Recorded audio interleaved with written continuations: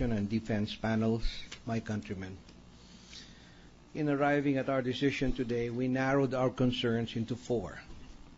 One, did Chief Justice Renato Corona violate the Constitution? Two, did he do it knowingly and willingly?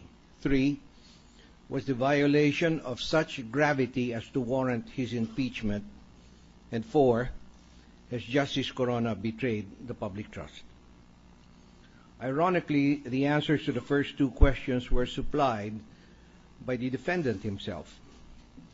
When Justice Corona admitted he had not disclosed in his yearly statement of assets, liabilities, and net worth over 180 million pesos in cash or near cash. While not in consonance with the SAL law, Justice Corona gave as his excuse the FCDU law. Yet nowhere in that FCDU law is the depositor not allowed to disclose his own deposits. All the FCDU law prohibits is that the depository banks and third parties are not allowed to disclose the account and the amount of deposits. Searching for the answer to the third question took a little longer. Is the violation of the SALN law of such gravity as to merit impeachment? Not surprisingly, the answers were again supplied by Justice Corona and the High Court. Numerous decisions on cases involving SAN law violations have been handed down by the Supreme Court. Among others, Rabe versus Flores, Concerned Taxpayer versus Doblada, Carabeo versus Court of Appeals, Office of the Court Administrator versus Usman, Flores versus Montemayor, and several others. In Rabe versus Flores, for example, the Supreme Court ruled that a simple, humble court interpreter in Davao del Norte in Mindanao had to be dismissed from service because she had failed to disclose in her statement of assets and liabilities and net worth that she rented a market stall in the Panabo market. The High Court further ruled that Ms. Flores was perpetually disqualified from holding office. I went a bit further and posed a hypothetical question of myself. If the court had been supplied with a bank passbook belonging to Mrs. Flores, which showed a deposit of $10,000, which had not been reported in her SALN, would the court's ruling have been the same?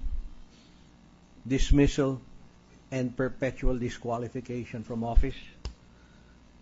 My plain, ordinary, legally untrained, but reasonable mind tells me yes, the Supreme Court would have ruled similarly.